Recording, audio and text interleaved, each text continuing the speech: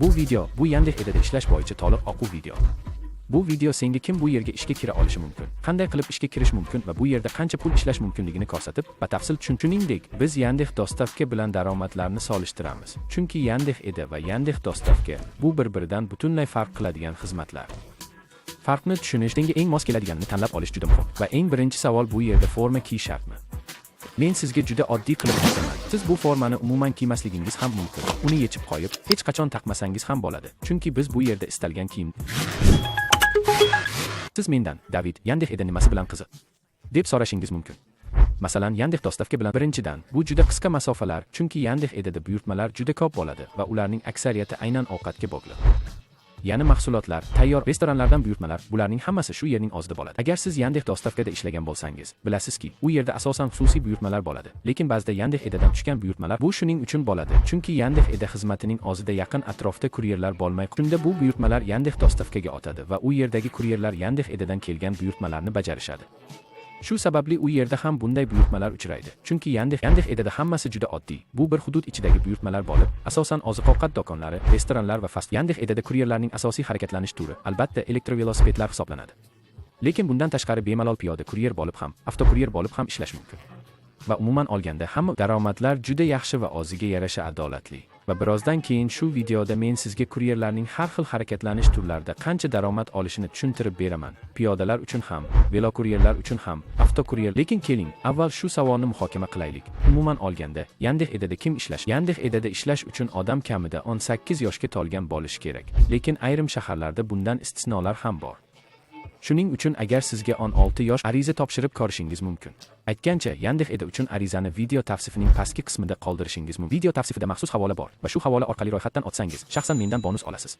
Shuning uchun aynan shu havola orqali ro'yxatdan o'ting, arizangizni yuboring. Keyin savollaringiz bo'lsa menga yozishingiz mumkin. Men hammasini tushun. Endi esa fuqarolik haqida. Yandex Edada qaysi fuqarolik mos keladi? Abxaziya, Afg'oniston, Armaniston, Ozarbayjon, Belarus, Gruziya, Isroil, Qirg'iziston, Litva, Latviya, Moldova, Janubiy Tojikiston, Turkmaniston, Ukraina, O'zbekiston va Qozog'iston fuqaroligi mos keladi. Piyoda kuryer bo'lib qanday va nimada ishlash mumkin? Keling tasavvur qilaylik, menda mashina ham yo'q, hech narsa yo'q, hatto velosiped ham yo'q. Unda men nimada ishlayman? Albatta piyoda ishlash mumkin. Lekin bu bilan ko'p daromad qila olmaysiz va doim piyoda yurib buyurtma yetkazish juda tezda holdan kelasiz va samaradorligingiz ham past bo'ladi. Sababli professional kuryerlar elektrovelosipeddan foydalanishadi. Lekin sizda u yo'q bo'lishi aniq. Shunda uni qayerdan olish, qanday qilib topish mumkin? Ehtimol uni biror joydan ijaraga olish. Aynan ijaraga olish haqida gap ketmoqda. Chunki bu yo'nalish juda rivojlangan, ayniqsa Moskvada. Lekin men ishonamanki, faqat Moskvada emas, Rossiyaning ko'plab boshqa eng yaxshi yechim bu elektrovelosipedni ijaraga olish.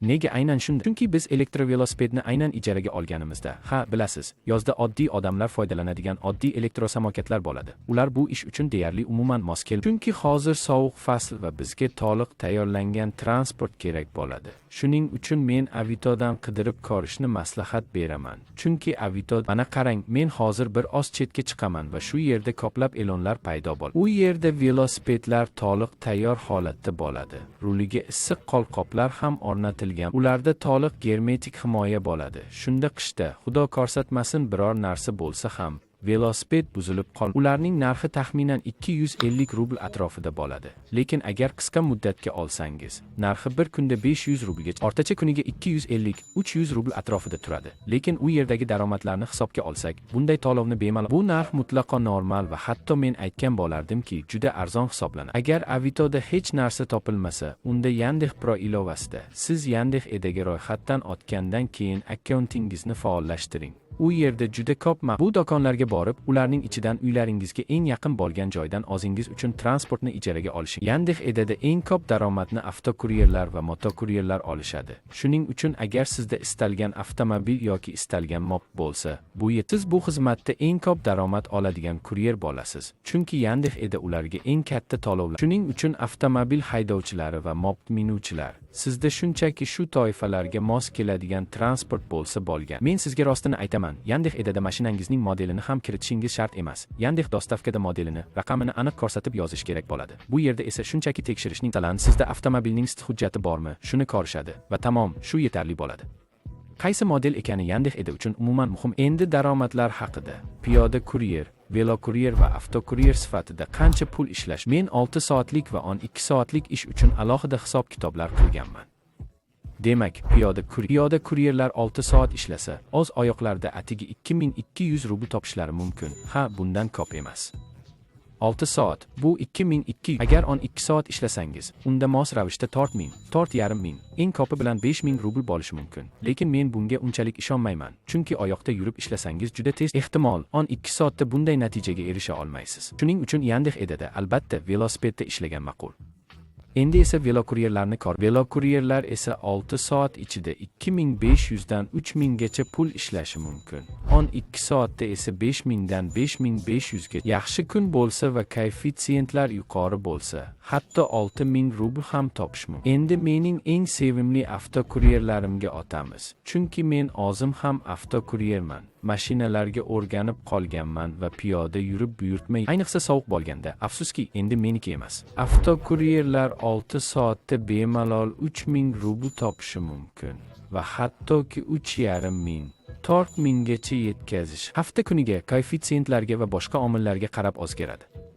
Lekin minimal daromad, agar sokin ishlasangiz ham 3000 rubl, mashinada ishlayotganda 250 rublik buyurtmalarni ko'rib, sizga bu juda kamdek tuyulishi mumkin. Ajab, chunki boshida men ham shunday o'ylaganman.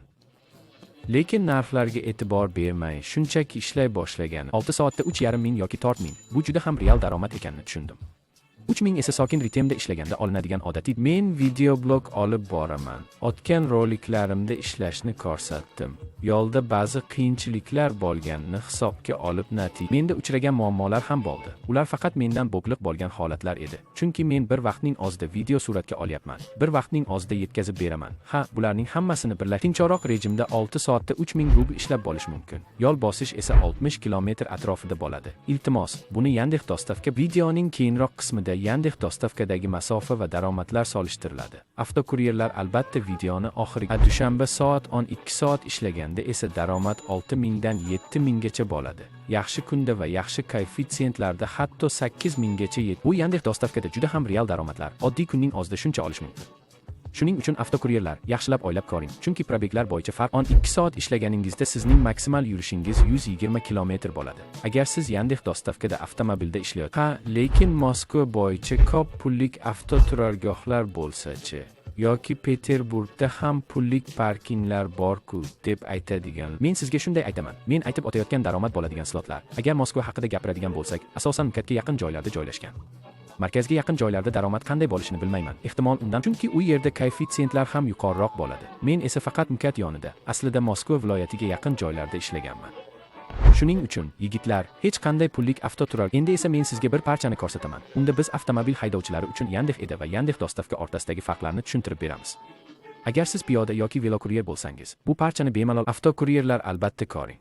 Endi esa biz Yandex Edi va Yandex Dostavkadagi daromadlarni solishtiramiz. Benzin xarajatlarini ayiramiz va qayerda ishlash va ko'proq pul topish yaxshiroq ekanini bilib, bu jadvalda avval sof daromad son ko'rinishda ko'rsatilgan. Qavs ichida esa benzin chegirilgandan keyingi daromad yozilgan.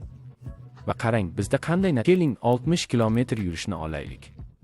Yandex Edida 60 kilometr yo'l bosish uchun biz taxminan 3000 rubl albatta bu daromad koeffitsiyentlarga va sizning shahringizdagi vaziyatga bog'liq bo'ladi. Men hozir Moskva bo'yicha daromadni, Yandex Dostavkada esa 60 kilometr uchun o'rtacha 1300 rubl topish mumkin. Albatta, bu bilan ko'pchilik bahslash, chunki yaxshi kunlar ham bo'ladi. Yaxshi koeffitsiyentlar bilan, shunda 60 kilometr uchun ancha yaxshi summa chiqarish mumkin. Lekin men qo'ldan kelgancha o'rtacha odatda shunday chiqadi va agar hisobga olsak, shaharda avtomobilning o'rtacha yonilgi sarfi 100 kilometrga 60 kilometrga esa biz 6 litr benzin sarflaymiz.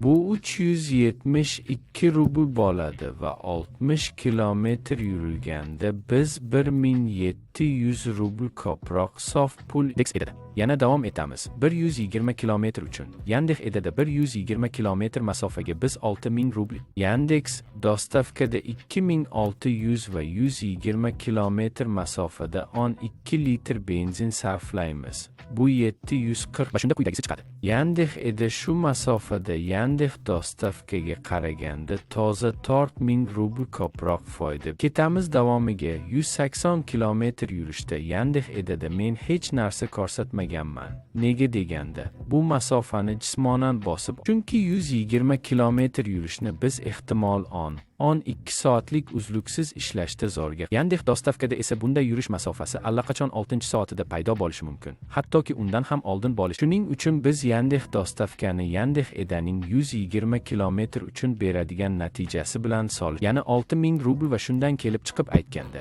Yandex dostavkada 180 kilometr uchun biz 4000 rubl ishlab topamiz. Lekin benzinni ayirib, bu taxminan 18 litr va 1116 rubl benzinga ketadigan xarajat. Bizda 2884 rubl sof pul qoladi va tabiiyki, Yandex Eda 120 kilometr probeg bilan Yandex dostavkadan 2372 rubl.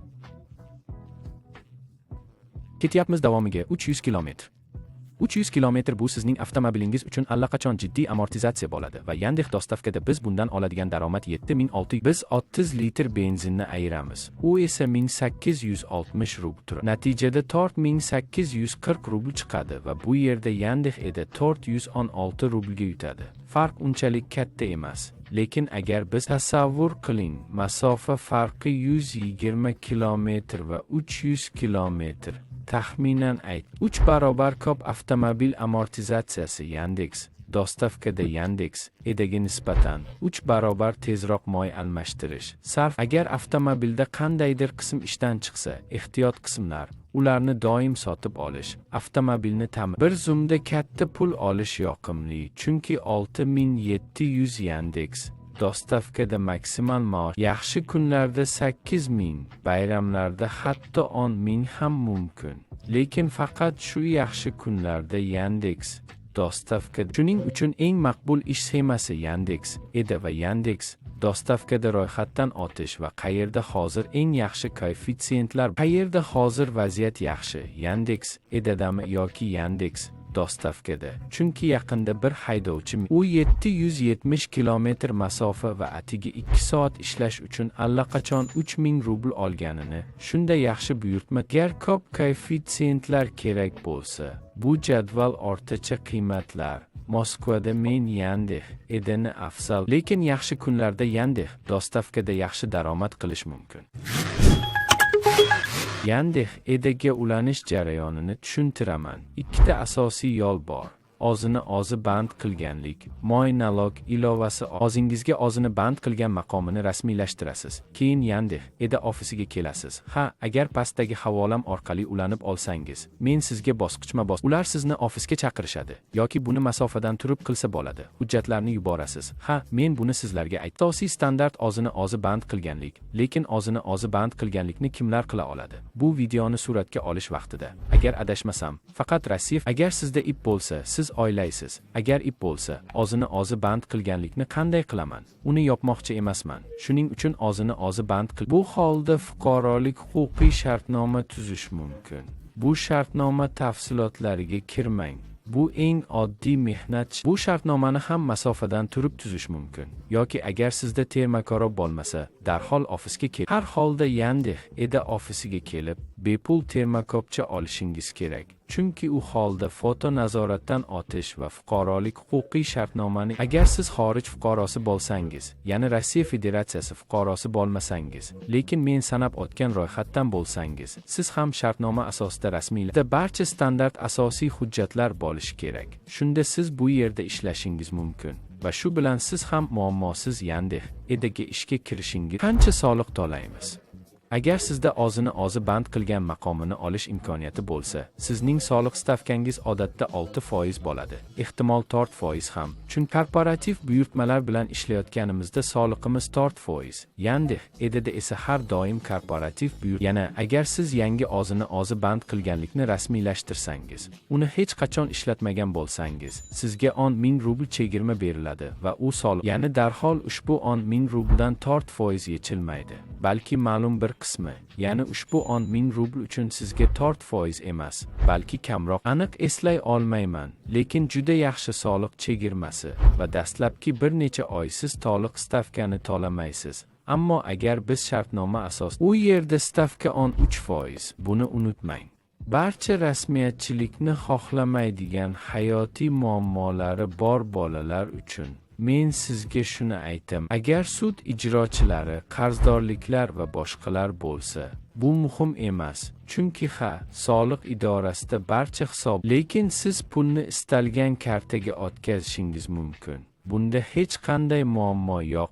U faqat sizning nomingizda bo'lishi. Men o'zim bu vaziyatda bo'lganman. Men hammasini boshdan kechirganman. Shunchaki boshqa kartaga va bolalar mutlaqo hech qanday. Uzoqni ko'zlab aytganda kichik bir maslahat beraman. Chunki men ochiqchasiga aytishim kerakki, chiqish Avitoda sizning nomingizda bo'ladigan kartalarni rasmiylashtirish xizmatlari bor, lekin ular bilan muammo bo'lmaydi. Shuning uchun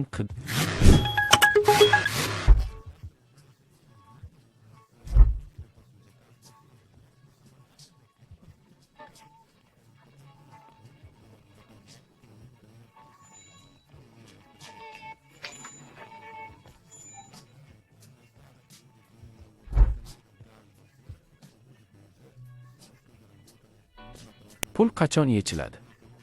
Pul haftada bir, chorshanba kuni yechiladi. Ammo o'zini band qilganlar har kuni ozozdan olishi mumkin. Masalan, siz 1000 rubl ishladingiz. Birinchi kuni 100, keyin 300 olasiz, lekin to'liq summa chorshanba kuni keladi. Har chorshanba kuni o'tgan kunlar uchun ishlagan barcha pulingizni olasiz.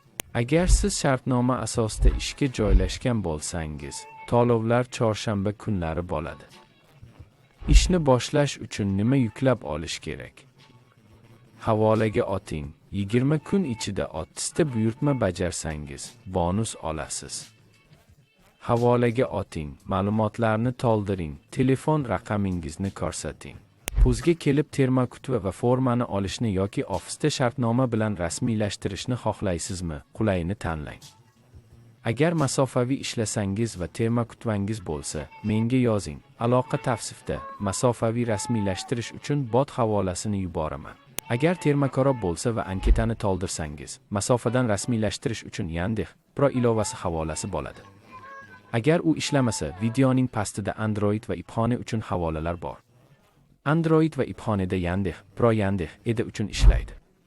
Yandex Pro'ni yuklab oling, hisobni yakunlang. Yandex Edda darhol ko'rinishi kerak. Termokutlar haqida. Yangi termokuti mana shunday ko'rinadi. Ofisda eskisini ko'rishadi va eskirganini berishadi.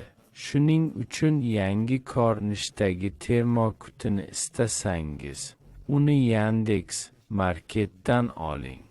Agar Yandex Market orqali shunday imkoniyat paydo bo'lsa, unda piyoda kuryerlar uchun mo'ljallangan avtomobil raqamiga o'xshash yangi, toza va mukammal bo'lgan ushbu termokutini olish imkoniyati bo'ladi. Bu aslida yangi format uchun yaratilgan. Ammo agar siz istamasangiz, masalan, avtomobilda foydalanishni xohlasangiz, unda. Chunki piyoda kuryerlarga bu sumka juda qulay, keng va velosipedga mos. Elektr velosipedlarda har doim tayyor, ayniqsa ijaraga olganingizda. Bu termosumka uchun joy bor va u sovuqni va issiqlikni saqlaydi. U keng va qulay, lekin avtomobil kuryerlari uchun. Agar Xudoga shukr, siz bu termosumka bilan uyalmaysiz. Men qora termosumka sotib oldim. Unda raqamlar yo'q. Bu termosumka ekanligini tushunish qiyin. Havola izohda. Yandex Delivery'da u aytganimdek foto nazoratdan o'tadi, lekin Yandex E'dada o'tmasligi mumkin. Chunki Yandex E'dada sizga majburiy ravishda raqamli quti kerak. Shuning uchun unga havola ham tavsifda bo'ladi. U arzon, atigi 700 rubl atrofida turadi. Mana yechim.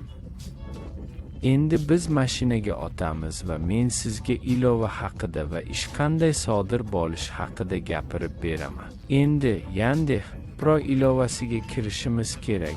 Uni do'kondan yuklab olish mumkin. Havolalar tavsifda. Biz ilova ishga tushadi. Birinchi marta kirganimizda bu yerda akkauntni faollashtirish va ma'lumotlarni kiritish uchun jadval. Mening holatimda hamma narsa faollashgan. Shuning uchun faqat shu yerga bosaman. Buyurtmalar mavjud emas. Profil rasmini ko'rsatmaslik mumkin. Buni o'qimasak ham keyingisini bosamiz. O'zingizni suratga oling deyilgan. Buni hozir qilamiz. Tekshiruv o'tdi. Yopishni bos. Qanday qilib liniyaga chiqishimiz mumkin?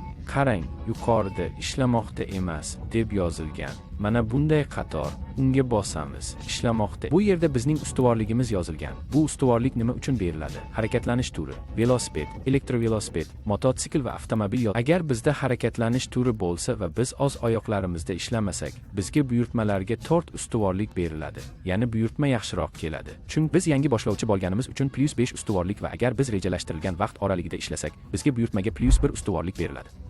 Rejalashtirilgan vaqt oraligi va bosh vaqt oraligi nima? Bosh vaqt bu biz xohlaganimizda ishlaymiz va xohlaganimizda liniyadan chiqamiz. Lekin rejalashtirilgan vaqt oraligining kichik afzalliklari bor va birinchi afzallik bu qo'shimcha to'lov. Rejalashtirilgan vaqt oraligida agar biz 6 yoki 8 soatlik vaqt oraligini tanlaymiz, unda har bir buyurtmaning narxidan 15% miqdorida qo'shimcha to'lov bo'ladi. Bu juda yaxshi qo'shimcha. Agar biz 8 soatlik vaqt endi 20% ustama bo'ladi va albatta vaqt oraligimiz qanchalik uzoq rejalashtirilsa, asosiy narxda ustamamiz shunchalik. Ya'ni mantiqan rejalashtirilgan vaqt oraligi Yandexga biz aynan shu vaqtda ishlaymiz deb kafolat berish uchun kerak. Shuning uchun bizga bosh vaqt oraligida biz xohlaganimizda ishni yakunlaymiz. Bu yerda biz ma'lum bir vaqt ishlashga va'da beramiz va qaysi vaqtda boshlashimizni va qaysi vaqtda bu vaqt oraligi. Endi qanday qilib vaqt oraligiga yozilishimiz mumkin? Mana bu pastki pardani ochamiz. Bu yerda hozir boshlash deb yozilgan. Bosamiz. Endi boshqa hududda bosh vaqt kuryer ko'p, buyurtma kam, boshlash nuqtasini boshqa joydan oling. Birinchi marta ko'ryapman. Men Odintsovodaman. Bu yerda ishlaman. Chunki men Moskva regionini tanlagandim. Odintsovo Moskvaga kirmaydi. Shuning uchun nuqtani tanlaymiz. Bu yerda bo'lmadi. Lekin u yer. Bu zonani tanlaymiz. Boshlash nuqtasiga boring. Biz sizga bosh slotga chiqish uchun nuqtani ajratdik. Taymer tugamasdan uni mana bu bosh slot. U hozir boshlash tugmasi bilan boshlanadi. Lekin yashil oynada slot qo'shish tugmasi bor. Bu rejalash avval sanani tanlaymiz. Masalan, bugun 14-kun. Payshanba, juma, 15, 16 ni bosish. 14 ni olib tashlab, slot qo'shish tugmasini bosamiz. Tamom, metro stansiyalari paydo bo'ladi. Mana bu tugmani ham bu xarita ochiladi va xarita orqali ishlaydigan hududni tanlaymiz. Masalan, mana bu yerda 10% qo'shimcha to'lov. Lekin bu faqat 10%, lekin bu hududda faqat 10%, chunki vaqtimiz cheklangan. Men buni hozir soat 16:04 da boshlayapman. Vaqtni agar kun boshida slot boshlanib yozilganida, narxga qo'shimcha qiziqarliroq bo'lardi. Lekin hozir butun Moskva bo'ylab qayerdadir 15% bor. Ha, qiziq. Bu qaysi vaqt uchun? 15% yozilgan. Lekin aslida hech narsa o'zgarmayapti. Bu yer shuning uchun Yandexning bu yolg'oniga uchmaymiz. Chunki kech boshlayapmiz. Bu yerda hamma joyda 10% bor. Ha, keling, bu yerda ko'ramiz. Pam. Bu yer faqat 10%, yana kech boshlayapmiz. Shuning uchun o'z hududimga qaytamiz. Bunga bosamiz. Masalan, bunga yaqini men uchun men 17 dan 23 gacha ishlashni xohlayman. Agar saqlash tugmasini bossak, slotga yozilamiz. Shunchaki bu tugmani bos. Agar yangi boshlovchi bo'lsangiz, slotga chiqa olmasligingiz mumkin. Sizga hech narsa bo'lmaydi. lekin yangi boshlovchi bo'lmasangiz va shunday slotlar va keyin ularga chiqa olmasangiz jarimalar bo'ladi. Rostini aytsam, eslay olmayapman. Qancha ekanligini, 100 so'm yoki 150 so'm slotga chiqmaganlik uchun. Ha, lekin slot chiqishidan 12 soat oldin bekor qilishingiz mumkin. Agar 12 soatdan kam vaqt qolsa, bekor qila olmaysiz. Aytishimcha, shuning uchun men orqaga bosaman. Buyurtmalarni qanday bajarishni ko'rsatish uchun. Biz bosh slotni boshlaymiz. U yana buyurtmalar yo'q. Garchi aslida shunchaki shahar Odinsovoni faollashtirsak, hamma narsa normal bo'ladi. Tanlashni bosamiz. Yaxshi, boshlash nuqtasiga boring. Zor. Biz asta-sekin boramiz va bolalar, mana ko'ryapsizlarmi? Mana bu sariq, qizil zonalar. Ha, mana ular. Ya'ni sariq rang bu koeffitsient, lekin toq sariq rang o'rtacha koeffitsient, ya'ni narxga qo'shimcha. Qizil esa eng kuchli va yorqin koeffitsient. Bu yerda Yandex, Edada eng qimmat narxlar bo'ladi. Ular mana bu pardani pastga ochib, chaqmoq tugmasini bosasiz. Ko'ryapsizmi? Ochdi. Birinchi marta kirganingizda koeffitsient yonmaydi. Mana bu yer va hamma narsa paydo bo'ladi. Biz Moskvaga kirdik. Bosh slotni boshlashni bosamiz. Siz boshlash nuqtasiga yetib bormadingiz. Bu nimani anglatadi? Nima uchun? Men mikdan boshlash tugmasi bekor qilishni bosamiz. Yana hozir boshlashni bosamiz. Slotni boshlash. Aha, meni rejalashtirilgan slotga joy turing. Biz hozir boshlashni bosamiz. Aslida bosh slotni tanlamaslik ham mumkin. Faqat 2 soatlik slot bor.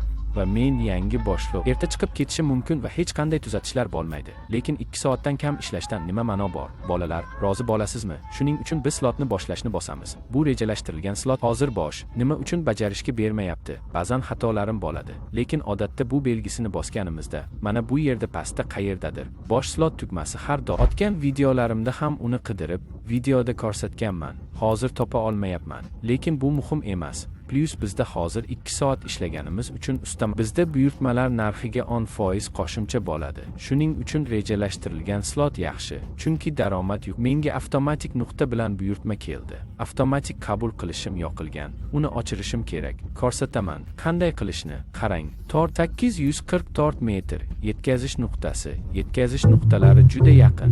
Men mana bu yuzni bosaman. Mana bu yerda buyurtmalarni avtomatik, mana bu yerda yashiringan va uni o'chirish mumkin. Lekin mening avtomatik qabulim yoqilgan. Chunki birinchi videoda juda ko'p buyurtmalar. Shuning uchun men u bilan birga ma'lum miqdorda ishlashim kerak. Mana biz Vkusnoye tochkaga keldik. U to'g'ridan to'g'ri yoqilgi quyish shoxobchasida joylashgan. Mana bu yerda ilovada bu pardani ochamiz va biz joyda, lekin balki hech narsa ishlamaydi. Chunki bu yerda Bluetooth funksiyasi bor. U restoran Vkusnoye tochkaning Bluetoothiga ulanadi va agar biz joyda ekanligimizni, lekin bu tizimni aldash mumkin. Agar birdaniga 5 marta bosilsa, biz joyda ekanmiz. Qurilma topilmadi. Chunki aslida men mana shunday bir necha marta, taxminan 5 marta bosaman va keyin u aytadi: "Siz albatta joydasiz." Biz ha, joydamiz deb bosamiz. Eng muhimi joyda ekanligimizni belgilash. Agar bizga uzoq vaqt uchun haq to'lanish kerak va biz termokobimizni olamiz. Chunki Vkusnoye tochka uchun termokob kerak. U yerda issiq ovqat bor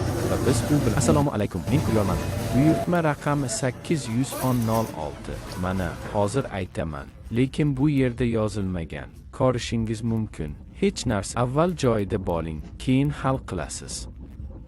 Hozir ulanadi. Mana buyurtmani oldim. Olganimni bosdim. 14 daqiqa, 4 kilometr borish kerak.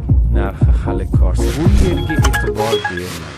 Bu McDonald's narxi. Buyurtmani tugatsak, narxini bilaman. Faqat bitta buyurtmani bajaryapman. Liniyani to'xtatishim kerak. Qachon chiqishimni aytgan. Faol buyurtmada buni qanday qilamiz? Mana bu yerga rejalashtirilgan slotga bosamiz. Pauza tugmasini bosamiz.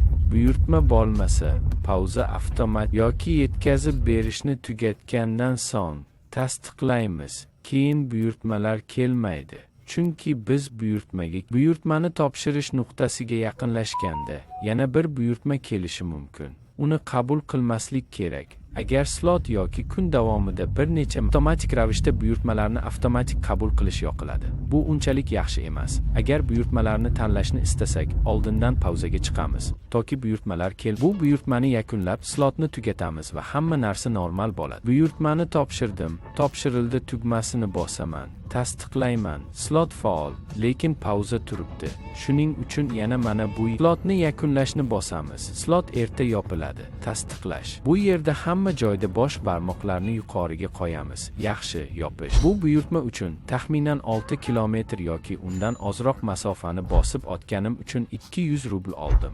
Lekin nega 6 kilometr? Bu birinchi nuqtagacha taxminan 500 metr edi. Men burilib darhol o'sha nuqtaga bordim. McDonald's juda yaqin edi. Shuning uchun aslida bu buyurtmalarning narxi hamma joyda farq qiladi. Masalan, bu yerda 200 rubl, boshqasida 250, uchinchisida 350, to'rtinchisida 400 bo'lar edi. Odatda shunday videolarimni ko'ring, o'zingiz ishonch hosil qilasiz. Moskvada o'rtacha avtokuryer 6 soatda 3000. Endi ikki qiziqarli jihatni aytaman. Birinchi jihat, ko'pincha buyurtmalar bo'ladi. Ayniqsa 12 soatlik smenada ishlasangiz. Bunday buyurtma bo'lishi juda. Agar mijoz telefon ko'tarmasa, aloqaga chiqmasa, sizda esa mazali nuqtalar, tayyor ovqat, pitsa, sushi xohlaganingiz bo'lsa va agar mijoz telefon siz qo'llab-quvvatlashga yozasiz, mijoz aloqaga chiqmayapti deysiz va ular sizga aytadiki, buyurtmani utilizatsiya qilish ularning tilida bu buyurtmani yeyish degani. Shuning uchun bu holda sizga yoqimli ishtaha. Ikkinchidan, agar transport vositangiz ishdan chiqsa, mashina, elektrovelosiped, xohlaganingiz ishdan chiqsa, slotni bemalol yakunlashingiz mumkin.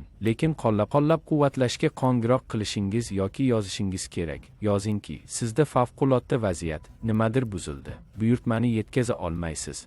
Bu vaziyatda nima qilishim kerak deb yozing. Operator slotni bekor qiladi. Lekin siz albatta pauzaga bosishingiz kerak. Men hozir qilganimdek, siz ham oldindan pauzaga bosing. Ular barcha slotlaringizni yakunlaydi va hamma narsa normal bo'ladi. Tuzatish 150 rubl bo'ladi. Lekin uni shunchaki qo'llab-quvvatlashga nima haqiqatda buzilganligini ko'rsatadigan foto-video dalillarni yuborasiz. Ha, bu tuzatishni tortishib olish uchun va hamma narsa sizga bepul nonushta, tushlik yoki kechki ovqat. Yandex itga ro'yxatdan o'tish va mendan bonus olishingizni eslatib o'taman. Moskvada bu 5000 rubl bonus. Boshqa shaharlarda bonuslar. Siz menga yozasiz. Qanday bonus bo'lishini aytaman. Agar kerak bo'lsa, mana shu havolada ro'yxatdan o'tish, shartnoma tuzish, masofadan rasmiylashtirish bo'yicha savol. Ham menga yozing. Hamma narsani hal qilamiz. Hamma narsani qilamiz. Agar siz bizning legionerlar chatimizda ishtirok etishni istasangiz, u yerda muntazam ishlaydigan, doimiy muloqot qiladigan 1700 dan tajribali kuryerlarning fikrini so'rashingiz mumkin.